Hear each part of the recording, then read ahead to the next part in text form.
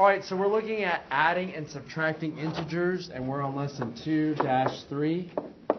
And this is review for all of you, and it is also important for all of you. Because if you cannot add and subtract integers properly or even quickly, it makes the rest of algebra really tough. All right, so last lesson, or I should say yesterday, do you remember how we looked at number lines? And we looked at 3 types of numbers. What are the 3 types of numbers that we looked at yesterday? What's the first type, the most basic one, the most... Yes, ma'am? Emery? Natural numbers. We naturally count 1, 2, 3, 4. And then the group that was over that group, Lucy?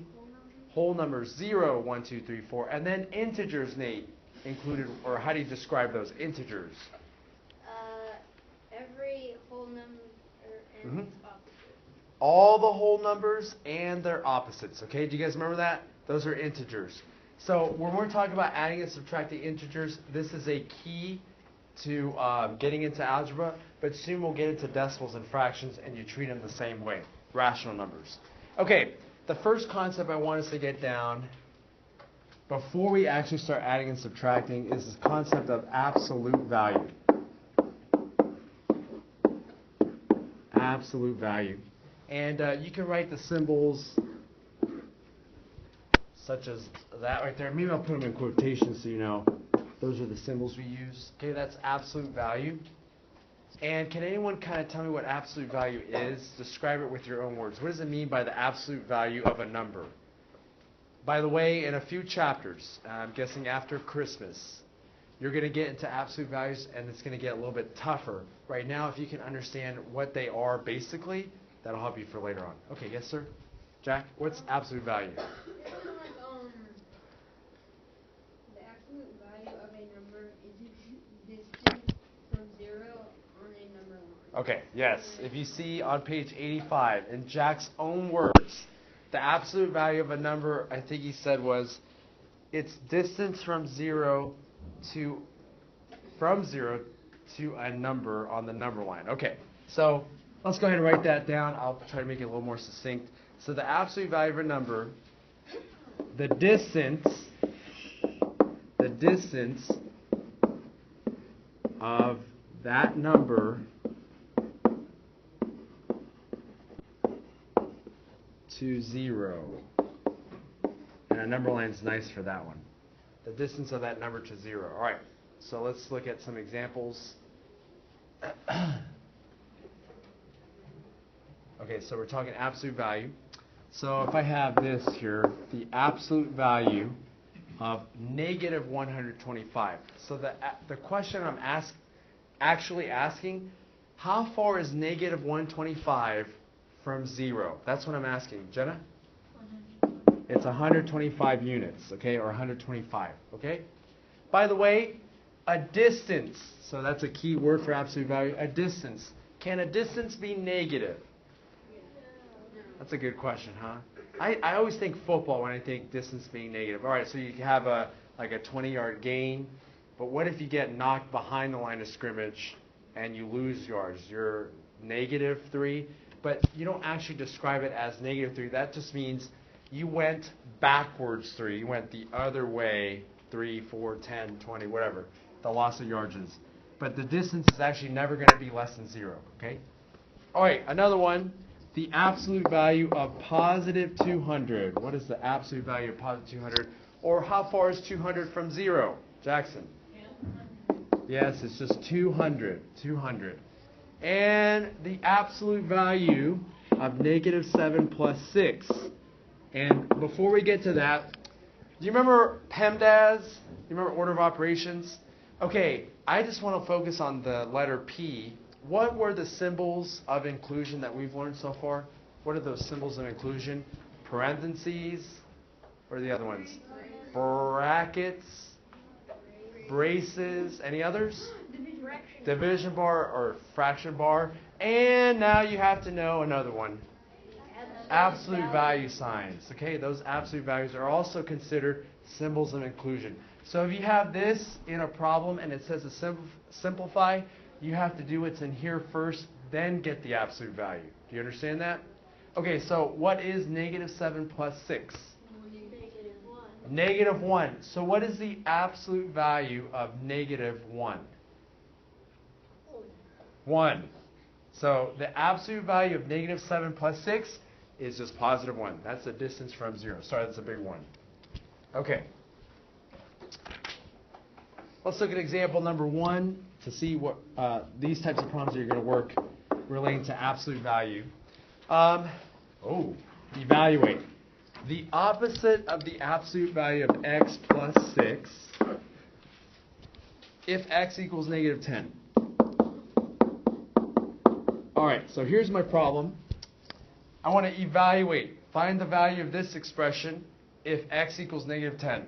So all I do is I replace x with negative 10, and I evaluate. So what would I have to do first here? What do I have to do, Jack? Negative 10 plus 6. Okay. Negative 4. Okay. You do negative 10 plus 6, negative 4. What? And actually, I'll show you step by step so we're good. So I got this, right? Okay. Then I have to ask, what is the absolute value of 4? Or excuse me, what is the absolute value of negative 4? 4. The absolute value of negative 4 is 4. What's the opposite of the absolute value of negative 4? Negative 4. Okay, I'm going to state that again so you guys understand what I'm saying. What is the opposite of the absolute value of negative 4? Well, what's the absolute value of negative 4? 4. What's the opposite of that? Negative 4. Okay, do you notice how I use that word right there, or how I read this symbol? What did I read that as? Did I read it as minus? Nope. Did I read it as negative? Nope. I read it as what? The opposite of. So I can technically read this, if I use that same logic, the opposite of the absolute value of the opposite of 4. That's a tough way to say it, right? Sometimes you use the word opposite of, sometimes you use minus, sometimes you use negative. So here, this symbol right here can mean opposite of. It can mean minus, and it can mean negative. Now, Mr. A, which one is it going to be? It depends on the context. Let me give you a word. I kind of had to think of this on the fly. I say, I'm Miss Carmen, and you guys are in band class. And I say, go play. What do I mean by go play? Oh, go outside and go play. Like go outside, kick the ball, throw the ball. That's what I mean, right? You're there with your instruments, and I say, go play. Or what do I mean in that situation when I say go play or play? What do I mean by that? I mean play your instruments. So the thing is, the word play, can it mean to go outside and have fun? Can it mean to sit there at a board game and have fun? Some of you chess players, right? Can it also mean to play an instrument? So which one is it? What does it depend on? The context. The context, okay? The situation. All right, so that's why we have those 3 words. Okay, any questions on how to figure this one out? It's pretty straightforward.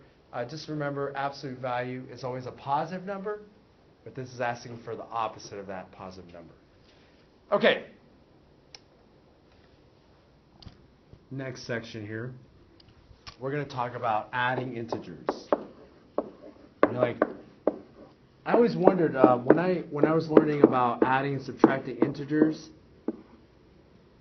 I always wondered, why do we always talk about absolute value before we do this? Like, they don't even seem related.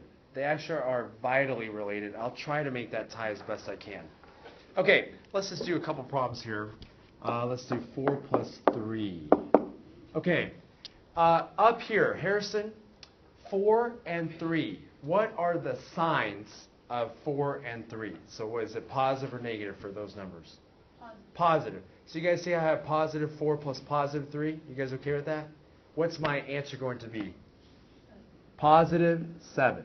Okay. If you got that, great. You're on a good track. All right. But what if I gave you negative 4 plus negative 3? So Matt, what are the signs of these two numbers? They're both negative, okay? So what's -4 plus -3? Everybody? -7. Okay, so far so good. You guys get those? No problem there? All right. It gets a little tricky when we're dealing with problems like this, and I'm not saying you guys don't understand it. I'm not saying you guys don't understand it, but it gets tricky. You have to think maybe just a little bit more. Okay, on this one, what are the signs of the numbers? Are they both positive or are they both negative? They're mixed, right? One's positive, one's negative. So, what's that? I don't know what it is. What would it be, guys? Help me out. Jackson? -2. Okay, someone explain to me why that is. There are many ways to explain it. You just give me one of them. Don't say because the book says so. That's not one way to say it. Okay, Emery, why is that true?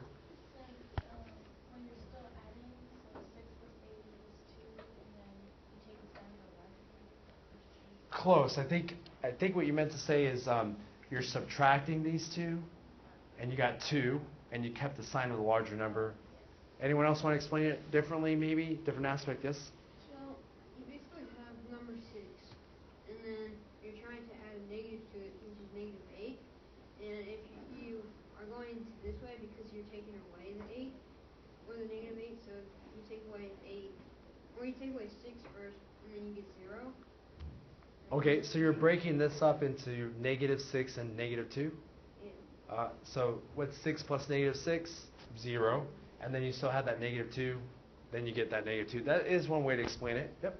You could make 8 positive and switch the adding sign to a subtraction sign. So instead of 6 plus -8, 6 minus 8. Do you guys remember that? Instead of adding, can you make this a subtraction problem? Yeah, 6 minus the opposite of -8, which is positive 8. 6 minus 8 is another way. Is there a way you could do it with a number line? Can we do a mental number line? And I'll get yours if it's different, Matt. All right, here's 0. You guys okay with that? Okay, we're going to start with 6 positive. So I go 6 over here. You guys okay with that? And then I'm going to add a -8. So which way should I go from there? To the left. And I go a little bit past the 0. And where do I end up at? -2. Okay, some of you are already seeing the pattern. Some of you already know how to do this. That's great. But I want you to know why. Do you guys remember the counters that I used to use? I think last year I did something like this. Do you remember that? Okay, I have 6 positives. I like this way because it kind of ties, I think it was Jack's way with the breaking up. All right, but let's see here. Don't I have +6? So I have 6 counters here. How many do I want to add? I want to add 8 negatives, right? So let's see here. 1, 2, 3, 4, 5, 6, 7, 8. Okay, so what's the value of the mat? Well, don't these two cancel out these two? Those two. 6 here, cancel out 6 there. What am I left with? -2, which is our answer. You can also do it with the rule that we're going to look at, which is going to be the ultimate way I want you to get. Imagine having to do all these on a number line or a number mat. Would that be kind of tedious? So shouldn't there be a shortcut? Okay, what concept were we just talking about, maybe let's say 5 minutes ago? What were we just talking about? Absolute value. We're going to tie that into adding and subtracting positives and negatives. Okay, well, let's kind of move on here. -6 plus 8. -6 plus 8. So are they both positive or both negative, or is there a mix here? Mix. All right, so what do we get for our answer on this one? 2. Positive. What? It's the same problem. Okay, I hope you guys can get it. But again, my goal is for you to understand why you do it, so that'll help you out in the future. Okay, but if you can get these so far, you're good. Okay, let's look at the rules. And we're going to use absolute value to help us out. Okay, rules. Adding like signs. Adding like signs. So what are those examples? And we're dealing with 2 numbers. When you have 2 positives, or if you have 2 negatives, okay? 2 positives or 2 negatives. And really this applies to 3 positives, 10 positives, 100 negatives, it's the same thing. When you add like signs, look on page 86. And do you see where it says adding integers? Look at the first paragraph. To add integers, someone finish that off. To add integers. Go read it nice and loud, Jack. With the same sign and their absolute values, give the result the same sign as the integers. Okay, to add integers with the same sign, add their absolute values. Give the result the same sign as the integers. Okay, so let's go back to that first one, 3 plus 4. All right, add the absolute values. What's the absolute value of 3? 32. What's the absolute value of 4? What's 3 plus 4? 7. What's the sign of both numbers? Positive, so you can write it in, you don't have to. That's how we get 7. All right, next one, negative 3 plus negative 4. What's the absolute value of negative 3? 3. What's the absolute value of negative 4? 4. What's 3 plus 4? 7. But then I have to keep the sign of both of them, which would be negative. So you see how that works for this rule right here? Actually, underline. That's the first rule, adding like signs. Okay? You guys good on that? This one's easy, by the way. This is the easy one. The hardest one is going to be adding different signs or unlike signs.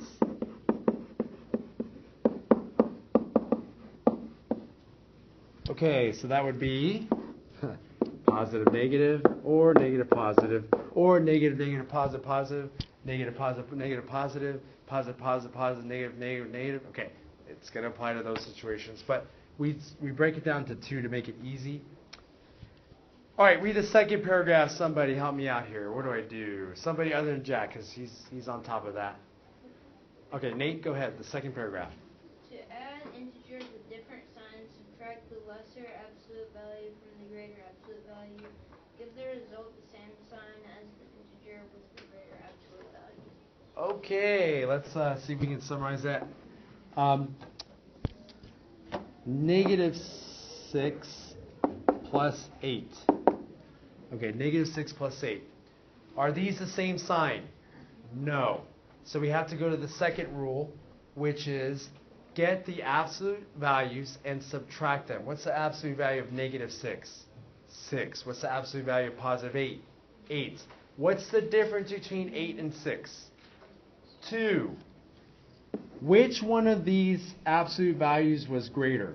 The 8, which has what sign? Positive. So that's what you did. That's the answer. That has to be the answer. And then negative 8 plus 6. All right. Opposite signs. What's the absolute value of negative 8? 8. What's the absolute value of positive 6? 6. What's the difference between those two? 2. Which sign should I keep? Negative, because it had this negative 8 was the higher or the greater absolute value. Okay? Do you guys get why absolute values make any difference in this? Because it's part of what you're doing, most of you, in your head, which is good. Okay, let's look at example 2 and make sure we get this. You do not have to work them out the way they do. They went really into detail, which is good to understand, but you don't actually have to write it out. So here, negative 10 plus negative 17. All right, which rule applies, the first or the second? Well, look at the signs. Are they the same? Perfect. They're both negative. My answer has to be negative if we're adding them. Negative 10 plus negative 17? Sorry? Negative 27. That's the answer. Man, that was easy. That was A. B. B gives us 39 plus negative 22. Okay. First rule or second rule? Second rule. What's the absolute value of 39? 39. What's the absolute value of 22? 22. What's 39 minus 22? Sorry? 7. Positive or negative? Oh, I heard both. I heard both. It's positive because which one of these has a greater absolute value? The positive number. So it's a positive 17. Okay, last one, C. Negative 28 plus 16. All right, first or second rule? Second rule. Absolute value, 28. Absolute value, 16. What's 28 minus 16? It's 12. And then which sign do I keep? The negative. There you go. Okay. That's why we use absolute value. That's a good time for a little breather. All right, we're almost done here. These next part. Any questions on this so far? I hope you guys all get this. This should be pretty straightforward. I'm glad we're taking the time to really understand it. Hopefully better. Okay, next page, 87. Wow. Additive inverse. And I'll put the plural, additive inverses. All right, listen carefully, please.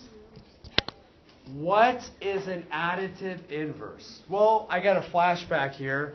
That sounds a lot like multiplicative inverse. Do you guys remember what multiplicative inverse was? Can someone help me out with that? Let's see. Lucy, what's a multiplicative inverse? It's like a Reciprocal, okay? Because a number times its multiplicative inverse is going to give me what? 1. Do you guys remember that? What do you guys think additive inverse is? Well, I'll help you out. Give me a number. Civil number, Jackson? 69. Okay, 69. All right. What is the additive inverse of 69? All you have to do is this. What's the opposite of 69? Negative 69. When you add these two together, and I'll put the parentheses there, what are you going to get? 0. Any number plus its additive inverse is going to give me what? Sorry, maybe I should do it like this. 0 there. Give me another number. Yes? 300. 300. Positive or negative? Negative. What a great sport there. Negative 300. Okay. What's the additive inverse of negative 300? Positive 300.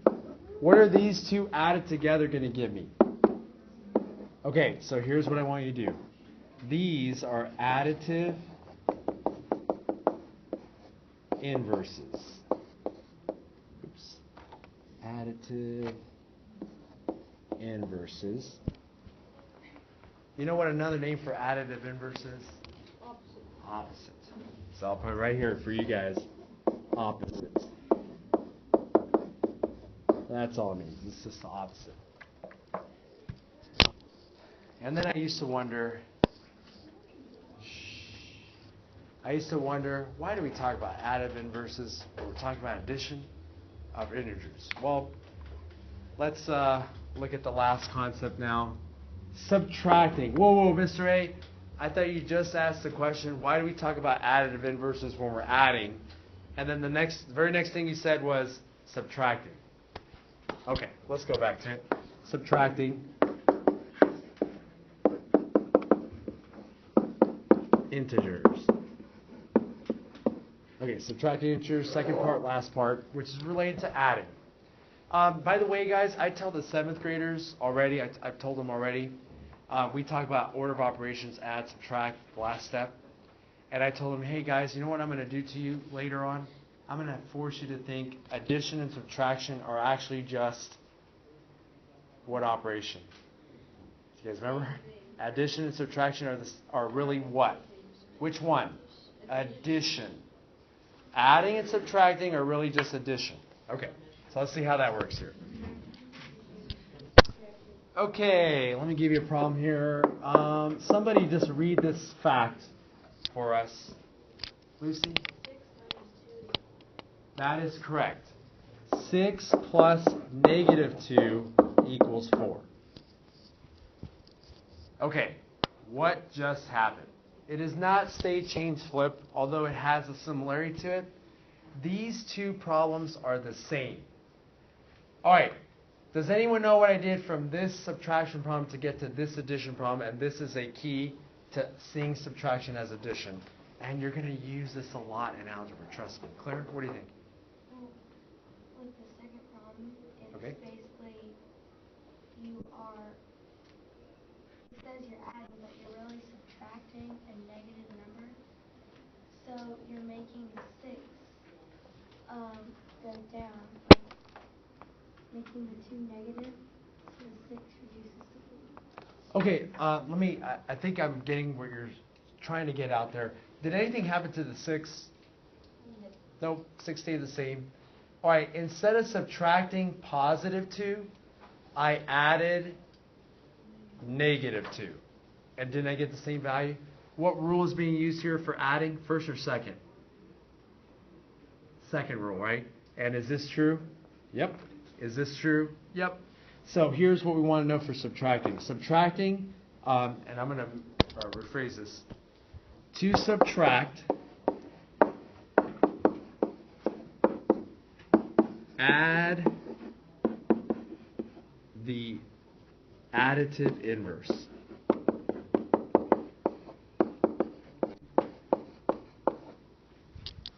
To subtract, add the additive inverse. Whoa, that's a mouthful.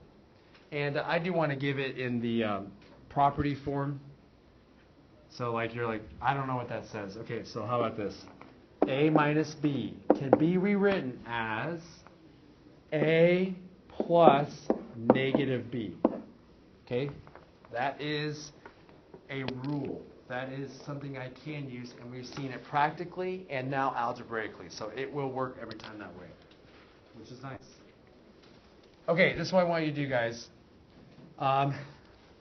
Example 3. I want somebody to tell me how to rewrite this as addition. So somebody tell me how to rewrite that as addition. I don't want to know what 6 minus 14 is. I want to know what the addition problem is. Turner? 6 plus negative 14. Okay? Now, I like addition over subtraction. I don't know, it just seems easier to me for a lot of the problems. And now I made this problem addition. So what is 6 plus negative 14? Well, I know it's going to be positive or negative. Negative. It's got to be negative. That's a higher absolute value. And then what's the absolute value of 14? Or excuse me, negative 14? 14. What's the absolute value of 6? 6. What's 14 minus 6? Somebody? So it has to be negative 8. Okay? Make them into addition. Okay. What's my time here? Sorry, I'm losing track. 101? Okay. Let me go through one last thing and then we're done. This is, how many of you have heard of The Matrix? You know, maybe seen the movies or heard about them? I've never watched them. I have no desire to watch them. When you know what a matrix even, do you know what a matrix even means? Okay? Right now, we're in the matrix. We are in the matrix. If you've seen the movie, you're like, what? No, you have to take a pill, and then you're in the matrix right now. You know what the matrix is? Air. That's the matrix. It's the stuff you're in. So am I in air? That's the matrix. So exciting. Okay, anyway, sorry to burst that bubble. Matrix, addition. Oh, here it is. Now let's talk about matrix addition.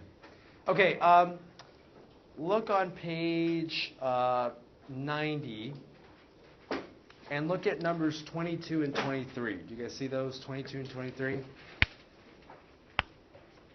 You see where above it says let A, and then they give you this bracket with 4 numbers inside, 3, 5, 2, 0. And then what does B equal here in brackets? What are the top 2 numbers?